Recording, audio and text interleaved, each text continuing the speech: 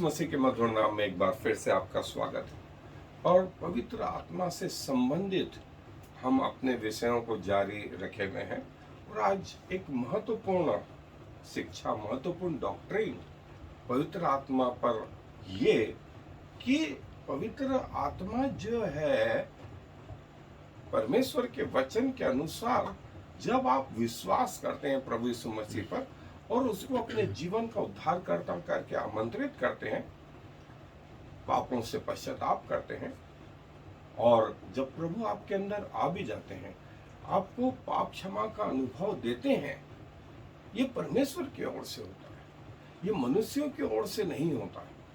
और इसके साथ एक और महत्वपूर्ण चीज करते हैं, वो ये कि पवित्र आत्मा का दान पिता की ओर से हर विश्वासी को, फिर से बार बार बोलूंगा, हर विश्वासी को जो पिता की ओर से दिया जाता है। इसके लिए संस्थाएं, इसके लिए कोई व्यक्ति विशेष, इसके लिए कोई परमेश्वर के दास या लीडर या बड़े बड़े लोगों की जरूरत है नहीं, क्योंकि पवित्र आत्मा जैसे दूसरों पर उतरा वैसे ही अन्यों पर भी उतरा।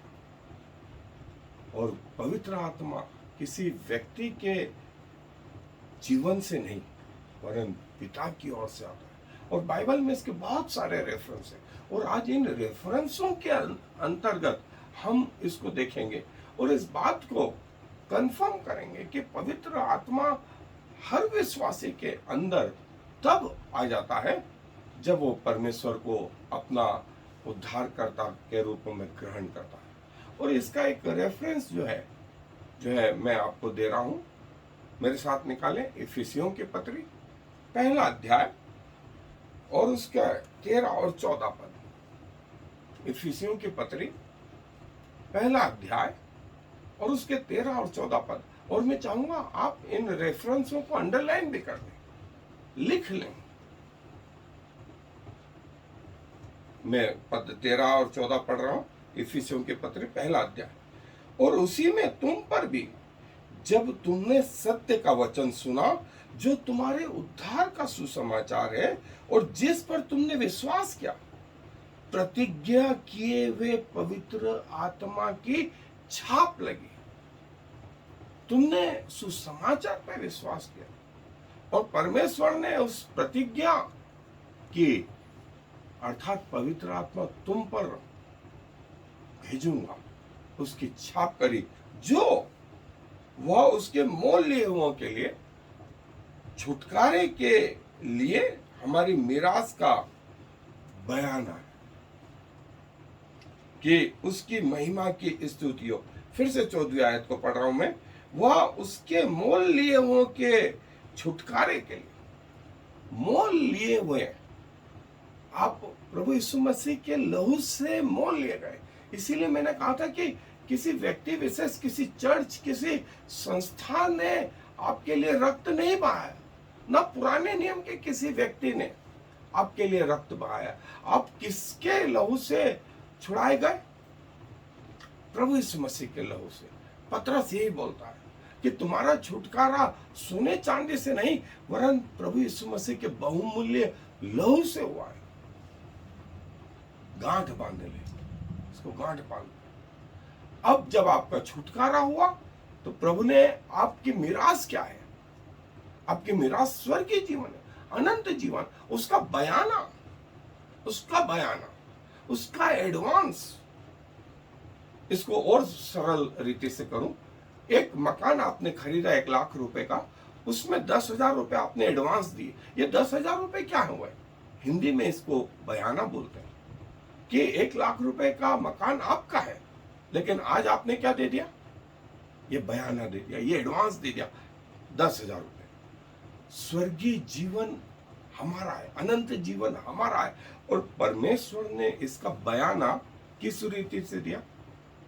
आत्मा की रीति से दिया। अब पवित्र आत्मा जो है, आपका छुटकारा प्रभु यीशु मसीह के द्वारा हो, पवित्र आत्मा पिता के द्वारा हो। इसका डेवलपमेंट आपके हाथ में, इसका विकास आपके हाथ में, और हम इसको एक एक करके देखते जा रहे हैं। सो पवित्र आत्मा जो है, मैंने आपको बीच में बताया भी था कि मनुष्य के अंदर 3 कंपार्टमेंट है। शरीर, प्राण जो लहू में पाए जाते हैं, और आत्मा। और आत्मा का कंपार्टमेंट कब खाली हो गया? जब मनुष्य ने पाप करे। उत्पत्ति की पुस्तक के 5वें अध्याय में जो है, परमेश्वर ने नूह से कहा कि मेरा आत्मा मनुष्य से सदा वाद विवाद करता न रहेगा। मनुष्य भी मिट्टी ही है, वो मिट्टी में मिल जाए।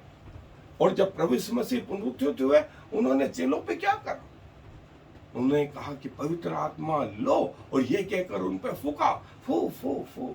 जो पवित्र आत्मा चला गया था वो वापस आया, वो वापस आया, और आज तक विद्यमान है।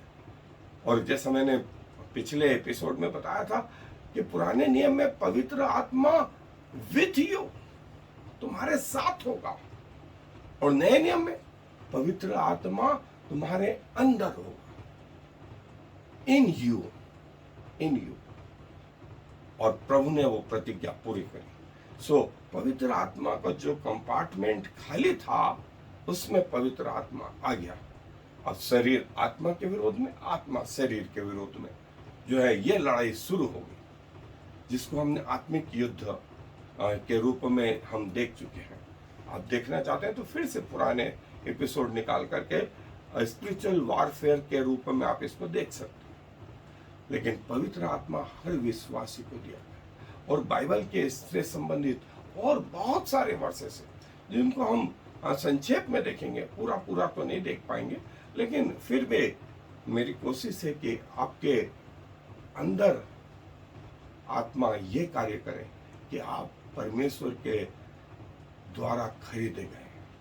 यीशु मसीह ने आपका लिए अपना लहू बहाया है, और अनंत जीवन की छाप पवित्र आत्मा के रूप में परमेश्वर पिता ने आपको दी है। ये आपका कन्फर्मेशन। शैतान आपको बरगलाने न पाए, भटकाने न पाए। आए हम अपने holy spirit in a believer as a gift from Father, advance gift. So अनंत जीवन आपका है, इसके लिए जो है परमेश्वर ने आपको ये पवित्र आत्मा सौंपा कि आप जो है इस बात से एश्योरेंस रहें, इस बात से कंफर्म रहें कि पवित्र आत्मा पिता की ओर से, जो पिता के मन में से नहीं, पिता की पवित्रता के बारे में, पिता के उस स्वर्गीय जीवन के बारे में सब कुछ हमें जो बताने वाला है, वो कोई व्यक्ति, कोई संस्था नहीं है, कोई कॉलेज नहीं है, वो पवित्र आत्मा। और जैसा अभी हमने पढ़ा इफिसियों की पत्री, उसका जो है पहला अध्याय 13 और 14 पद, वहां ये लिखा हुआ कि परमेश्वर की ओर से जो है ये बयाना है, ये हमारे उद्धार का कंफर्मेशन, हमें अधिकार दिया गया कि हम प्रभु की ओर से खरीदे गए, छाप लगाई गई, और डाउन पेमेंट है आपके इटर्नल लाइफ का, आज जो एडवांस दे दिया गया। कई लोग बोलते हैं कि पवित्र आत्मा जो आए तब आपको ऐसा ऐसा ऐसा करना चाहिए जो है, और बाइबल में उसके बहुत सारे सपोर्ट भी बताए जाते हैं।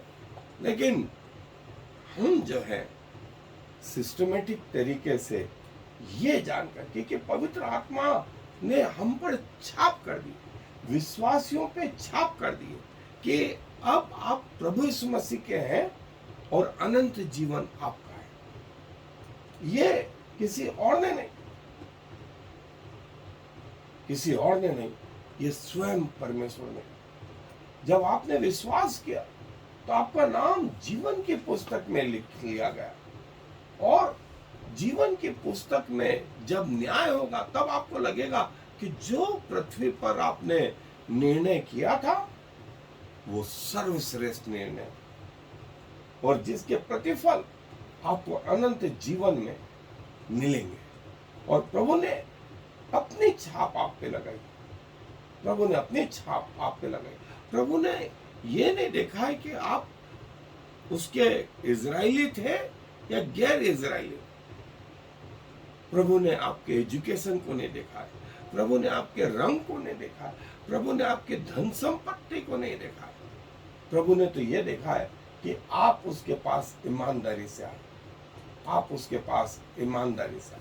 और फिर दूसरा कुरिन्थियों का पहला अध्याय 22वीं आयत, दूसरा कुरिन्थियों पहला अध्याय 22वीं आयत में बोलता है कि जिसने तुम पर छाप कर, और पवित्र आत्मा इस बात की गवाही देता है, तुम पर छाप कर दी कि तुम जो है उसके बच्चे हो, उससे पैदा हुए, और कोई और ने आपके लिए अपने लहू को नहीं बहाया, प्रभु यीशु मसीह ने आपके लिए अपने लहू को बहाया और आपका मूल्य चुकाया।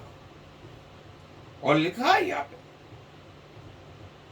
क्योंकि जब परमेश्वर के ज्ञान के अनुसार संसार ने ज्ञान से परमेश्वर को न जाना, तो परमेश्वर को यह अच्छा लगा कि इस प्रचार की मूर्खता के द्वारा विश्वास करने वालों को उद्धार दे। और प्रभु ने जो है अपने लोगों को जो है दूसरा कुरिन्थियों का पहला अध्याय 22वीं आयत में लिखा, जिसने हम पर छाप भी कर और बयाने में आत्मा को हमारे मनों में दिया।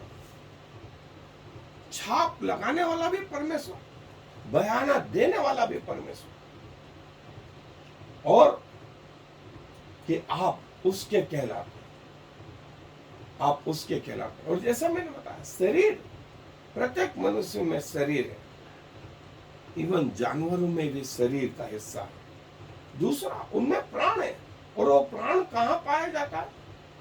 वो रक्त में पाया जाता है, वो रक्त में पाया जाता है।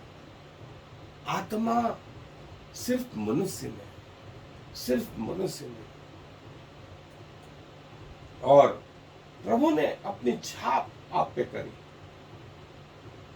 और बयाने में आत्मा प्रत्येक व्यक्ति को दिया। यहां ऐसा नहीं लिखा कुछ व्यक्ति को, कुछ चर्चेस को, कुछ संस्थाओं को, कुछ लोगों को, नहीं नहीं। फिर दूसरा कुरिन्थियों का 5वां अध्याय और 5वीं आयत में लिखा है कि जिसने हमें इसी बात के लिए तैयार किया है कि वह परमेश्वर है, जिसने हमें बयाने में आत्मा भी दिया है। फिर से बयाने में आत्मा दिया। और मैंने बयाना आपको समझाया कि स्वर्गीय जीवन का एडवांस, उसका डाउन पेमेंट की पहले किस्त प्रभु ने जो है जमा कर दी, और वो है आपके अंदर अपना आत्मा डाल के। फिर पहला कुरिन्थियों का जो है 3रा अध्याय और उसकी 16 आयत में प्रभु कहते हैं कि क्या तुम नहीं जानते कि तुम परमेश्वर का मंदिर हो और परमेश्वर का आत्मा तुम में वास करता है? क्या तुम नहीं जानते कि तुम परमेश्वर का मंदिर हो और परमेश्वर का आत्मा तुम में वास करता है? और जैसा मैंने कहा था कि पुराने नियम में जो है होली स्पिरिट विथ यू, परमेश्वर का आत्मा तुम्हारे साथ, आगे पीछे ऊपर नीचे। लेकिन नए नियम में होली स्पिरिट इन यू, तुम में रहेगा। और देखिए पहला कुरिन्थियों का 3रा अध्याय 16वीं आयत में यही कहा गया कि परमेश्वर का आत्मा तुम में निवास करता है और प्रभु ने आपके शरीर को अपना मंदिर बनाया। पुराने नियम में मंदिर जो था वो मूसा के समय से आरंभ हुआ था। तंबू, मूसा का तंबू जिसे कहा जाता था, टैबरनेकल ऑफ मोजेस। और फिर सुलेमान ने मंदिर बनाया और सुलेमान के बाद में बेबीलोन के लोग जब उसको तोड़ करके उसका सोना अपने देश में ले गए, तब वापस जब आए 70 साल की गुलामी के बाद एजरा और नहम्याह, उस समय ये दो महत्वपूर्ण व्यक्ति। और फिर वापस बाद में प्रभु यीशु मसीह के समय में जो मंदिर था उसको हेरोदेस राजा ने करीब 64 साल में बनवाया। सो ये वो मंदिर थे। लेकिन नए नियम में मंदिर हमारा शरीर, हमारा शरीर। कितनी सुंदर बात है। और ये आज का जो वर्ष है, इसका दिन है कि प्रभु का आत्मा अपने लोगों में निवास करता है और प्रभु ने आपके शरीर को अपना मंदिर बनाया। अपने मंदिर को शुद्ध रखें। इसकी सफाई का जिम्मा आपके हाथ में। इसमें ज्योति का प्रयोजन आपके हाथ में। इसमें पवित्र वस्तुओं का निर्माण आपके हाथ में। सब कुछ आपके हाथ में। इसीलिए कहा गया कि जो कोई अपने मंदिर को नाश करेगा, परमेश्वर उसे नाश करेगा, क्योंकि परमेश्वर का मंदिर तुम हो और परमेश्वर का आत्मा तुम में निवास करता। इसीलिए इस मंदिर की जो है रखवाली करना, इसको सुंदर बनाना, इसकी पेंटिंग, डेंटिंग सब आपके हाथ में, सब आपके हाथ में। आप कैसा अपने मंदिर को रखते हैं और परमेश्वर का आत्मा तुम में निवास करता है। ये सुलेमान का मंदिर, आज की कलीसिया का मंदिर ये सो जो अपने शरीर को नाश करेगा, उस मंदिर को नाश करेगा, परमेश्वर उसको नाश कर देगा। और फिर पहला कुरिन्थियों का 6 अध्याय 19 और 20 आयत में कहा गया है, क्या तुम नहीं जानते कि तुम्हारी देह पवित्र आत्मा का मंदिर जो तुम में बसा हुआ है और तुम्हें परमेश्वर की ओर से मिला है और तुम अपने नहीं हो, क्योंकि दाम देकर मोल लिए गए हो। इसलिए अपनी देह के द्वारा परमेश्वर की महिमा करो। तुम अपने नहीं हो, तुम दाम देकर मोल लिए और परमेश्वर का आत्मा तुम में वास करता। पीढ़ियों से पीढ़ियों तक जो है हम परमेश्वर के सामने जो है झुकते चले आए हैं और परमेश्वर जो है हम में निवास करता है। जो कोई अपने मंदिर को नाश करेगा, परमेश्वर उसे नाश कर देगा, क्योंकि तुम्हारा मंदिर परमेश्वर का निवास स्थान है। और आपको मैं और सिंपल तरीके से बताऊं, आपकी आंखें में आपने क्या करा, आपके श्वास में आपने क्या करा, आप अपने हृदय की धड़कन के लिए क्या करते हैं, आप अपने किडनी के फिल्टर होने के लिए क्या करते हैं, आप अपने ब्रेन के लिए, उसकी कोशिकाओं के लिए क्या करते हैं, आप अपने बालों के लिए क्या करते हैं, इवन आप अपने नाखूनों के लिए, अपनी चमड़ी के लिए क्या करते हैं। और इसीलिए जो कुछ आप हैं वो परमेश्वर के हैं, आपका अपना कुछ नहीं है। इवन जो आप कमाते हैं, आपकी जो योग्यता है, आपका जो टैलेंट है, वो आपने अपने आप उगाया है नहीं ना, ये परमेश्वर की ओर से भी। अब इसके द्वारा यदि आप परमेश्वर के पास कुछ काम नहीं ला पाते, कुछ आत्माएं नहीं ला पाते, तो ये आपकी सबसे बड़ी भूल होगी, सबसे बड़ी भूल होगी। प्रभु इन टैलेंटों को तोड़ों के रूपों में जानता है और कहता है मैंने किसी को 1 तोड़ा दिया, किसी को 5 दिए, किसी को 10 दिए, और उनसे अपेक्षा करता है कि वो और जो है तोड़े लेके आए। आपका शरीर परमेश्वर का मंदिर है। और ये मूसा का तंबू, ये मूसा का तंबू, और इसके विभिन्न पहलू जो है प्रभु यीशु मसीह को और हमारे शरीर को भी बताते हैं।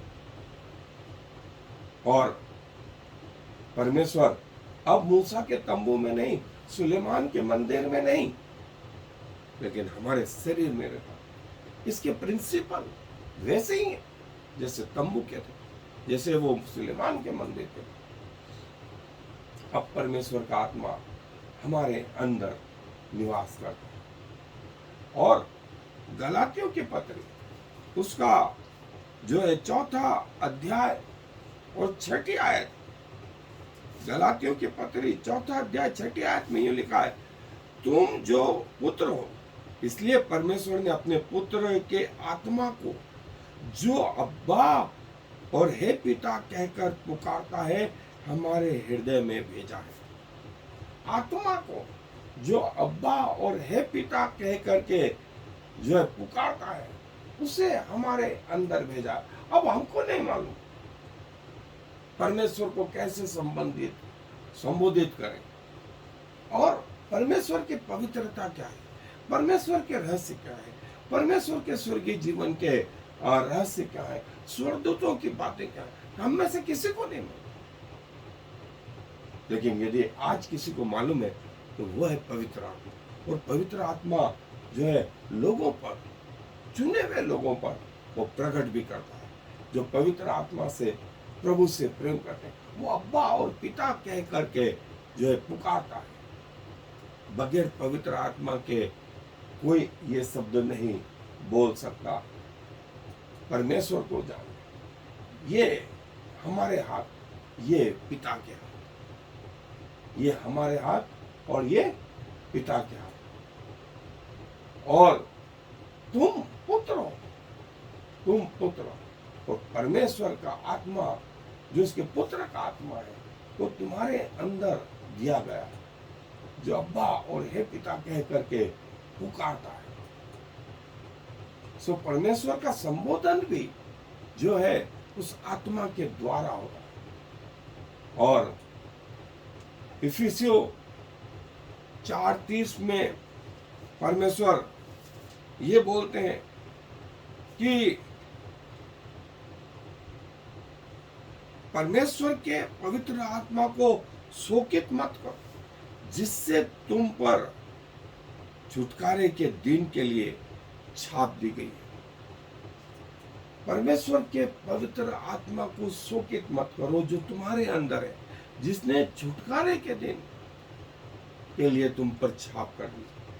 जब न्याय हो तो यही पवित्र आत्मा आपको परमेश्वर के सामने खड़े रहने के योग्य करने में लगा रहता है, आपको पवित्र बनाने में लगा रहता है, आपको सिद्ध बनाने में लगा रहता है, आपको अपराधों से, पापों से बचाने में लगा रहता है। और यही पवित्र आत्मा अंत के दिनों तक आपके साथ होगा, और अंत के दिनों में भी, वो छुटकारे के दिन में भी आपकी सहायता मदद करेगा। सो आप अकेले नहीं।